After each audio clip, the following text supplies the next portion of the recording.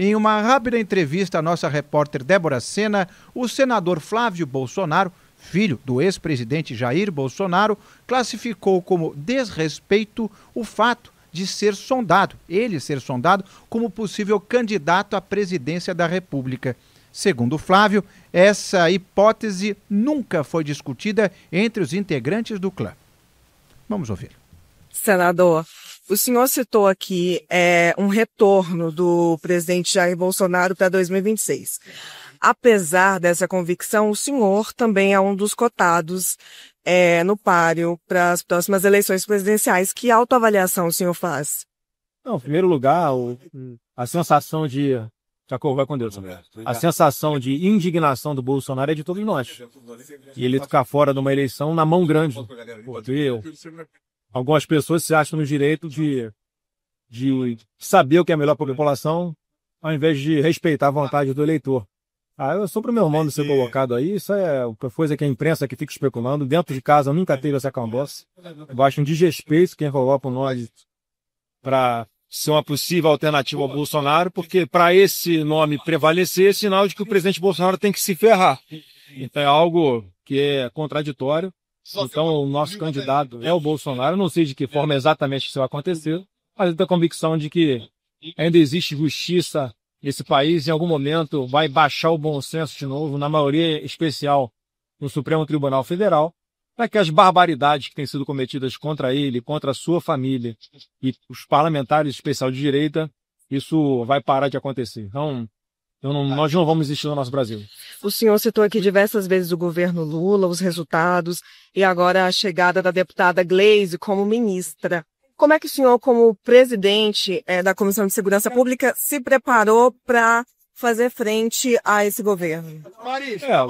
A gente tem que citar aqui o atual governo porque enaltecendo um papel nosso de fazer a resistência a todos os desmandos, maluquices do atual governo, que foram enviados por essa casa, através de medidas provisórias, projetos de leis, ou vetando pautas importantes aprovadas por nós aqui no plenário. Então nós tivemos um grande desempenho na oposição em ter vitória sobre o governo Lula. E eu, na verdade, comemoro a indicação da Gleisi Hoffmann para ser a ministra que vai fazer a articulação política com o Congresso, porque é mais um sinal que o governo está perdido por causa do perfil da indicada, um perfil bélico, um perfil que não respeita quem pensa diferente, é um perfil arrogante, autoritário, e que eu tenho certeza que vai ter muita dificuldade de buscar os votos que são necessários aqui.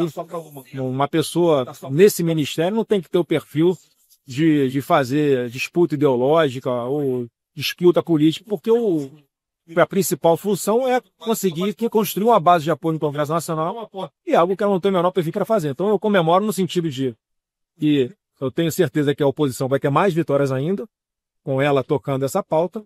Por outro lado, fico bastante triste também, que é um sinal de que esse governo está completamente perdido, não reconhece seus próprios erros, que para você melhorar, a primeira coisa que você tem que fazer é reconhecer que está no caminho errado, então ele acha que está no caminho certo. Isso está sendo muito ruim para o Brasil. Os números estão aí, inflação alta, taxa de juros na estratosfera, mais um recorde histórico, falta de investimentos privados no Brasil por falta de segurança jurídica, as pessoas estão preferindo aplicar o seu dinheiro em especulação, ao invés de empreendimentos que possam gerar empregos de verdade. Isso tudo é muito ruim para o Brasil. E o próximo presidente, que vai ser o Bolsonaro, vai ter ainda mais trabalho para recuperar tudo de ruim, todos os danos que o governo Lula tem promovido ao país. Wilson Lima, você que transita nos meandros de Brasília, sabe das coisas que acontecem nos corredores, como você analisa essa fala do Flávio Bolsonaro? Então, meu caro, eu vou utilizar um termo bem da política, dos políticos. Quando um parlamentar quer falar uma coisa, mas não quer necessariamente, sempre vem uma frase introdutória, veja bem, não é? Só faltou o Flávio Bolsonaro meter um veja bem, porque é o seguinte, o que ele fala em on não é o que de fato se discute em off, utilizando aqui um jargão jornalístico. Porque é o seguinte, o clã de fato já debate um plano B. Não só um plano B, é um plano B, um plano C e um plano D. Isso é fato, isso está posto. Ao contrário do que o parlamentar de fato fala, é o seguinte, o que a gente já conversa aqui, o que os próprios integrantes do PL já discutem, se de fato chegar de junho, julho do ano que vem, e o PL não conseguir reverter a inelegibilidade do Jair Bolsonaro, eles sim vão partir para um plano B, C ou D. E isso também vai depender de eventuais ações ou eventuais inelegibilidades que possam vir a ser decretadas tanto contra o Flávio quanto contra o Eduardo Bolsonaro.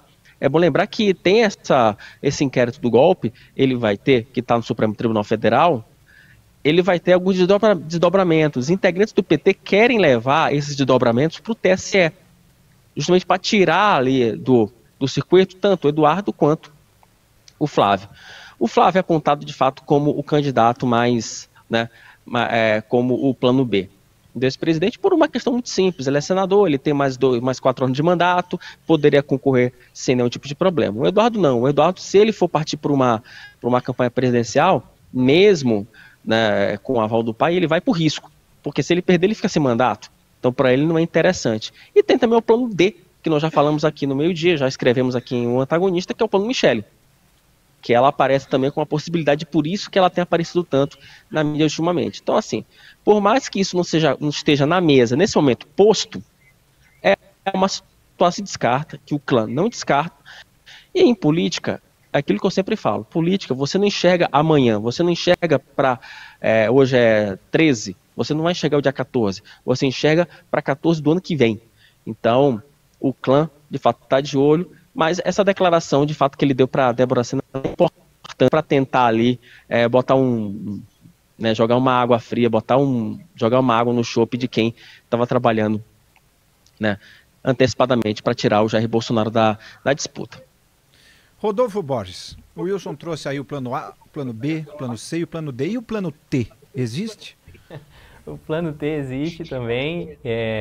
Eu vou até, daqui a pouco, vou terminar de fazer uma análise que eu comecei ali, que o Tarcísio de Freitas, o governador de São Paulo, que é uma opção aí à direita, ele publicou um vídeo hoje destacando a história dele com a esposa dele. E aí eu olhei aquele vídeo e falei, bem, ele falou isso durante um discurso, mas assim, para que um governador que está com aí a reeleição praticamente feita vai publicar um vídeo sobre a história dele, mostrando como é que ele foi para o interior de Pernambuco, foi transferido e aí fez um pedido de casamento para a esposa e tal. Bem, de onde eu vejo, o Tarcísio de Freitas está tentando se construir para além de Jair Bolsonaro, porque ele foi eleito governador porque ele era ex-ministro do Bolsonaro, né? E mesmo em 24, quando ele virou ali o apoiador principal da reeleição do Ricardo Nunes, ele ainda era essa ligação com o Bolsonaro. Então eu enxerguei aí, e vou analisar melhor, vou botar no antagonista daqui a pouco, vocês passam lá e dão uma olhada, uma análise sobre essa perspectiva de o Tarcísio de Freitas se emancipar do Bolsonaro. Está muito distante ainda. Ele, assim como o Flávio, assim como todo mundo que não precisa queimar a largada, ele não está queimando a largada. O Tarcísio de Freitas está esperando. O Flávio também vai esperar. Todo mundo que pode vai esperar. Quem não pode esperar no momento? Jair Bolsonaro, porque ele está inelegível. Ele tem que convencer as pessoas de que ele vai conseguir se habilitar para a próxima eleição. E Lula, que como a gente falou também já nessa semana, queimou a largada demais, montou uma campanha no governo, abandonou o governo e montou a campanha eleitoral.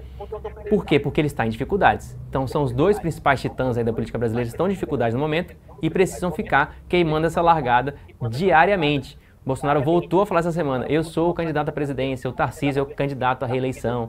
Quanto mais ele fala isso, mais ele indica que não é bem assim essa situação. Wilson, existe a possibilidade de um embate entre o clã Bolsonaro, vamos supor, o Jair Bolsonaro é mantido inelegível. E aí o Centrão prefere Tarcísio por razões XYZ, mas o núcleo duro do bolsonarismo prefere um nome, como você falou, seja o Flávio, seja a Michele. Existe a chance de um impacto e com isso dividir a direita, facilitando o trabalho de eventuais adversários em havendo? Essa possibilidade sempre existe. Na verdade, o clã Bolsonaro morre de medo do Tarcísio. Essa que é a grande verdade. Porque o Tarcísio, ele é um candidato mais palatável, tanto para o centro, quanto para quem decide as coisas no país. Então, Como o Tarcísio, aí nesse ponto o Tarcísio ele tem adotado uma postura muito inteligente, ele não vai por embate direto, ele vai comendo ali pelas beiradas, então ele não pode ser acusado explicitamente de trair o clã. Mas o fato é como o Rodolfo falou, ele tem feito vários acenos para tentar para tentar unidade direita para as eleições de 2026. Existe inclusive uma articulação em São Paulo que daria conta do Tarcísio de Freitas como candidato à presidência da República e o Ricardo Nunes, prefeito de São Paulo, candidato ao governo do estado. Você poderia montar um palanque republicano sem MDB. Outra coisa, não descartem para 26, por exemplo, desembarcar da base do governo Lula para embarcar num projeto presidencial de alguém que seja mais palatável. Então, esse palanque ali, MDB, republicanos, que pode surgir em São Paulo, não descarta essa possibilidade de que esse palanque também seja um palanque nacional. O que daria uma força para o Tarcísio, daria uma capilaridade, daria uma força eleitoral muito, muito expressiva para o governador de São Paulo, né, porque o MDB é um dos maiores partidos aqui da Câmara. E aí, se ele consegue fazer essa composição republicanos-MDB, também não descarto, por exemplo, ele levar junto União Brasil e PL.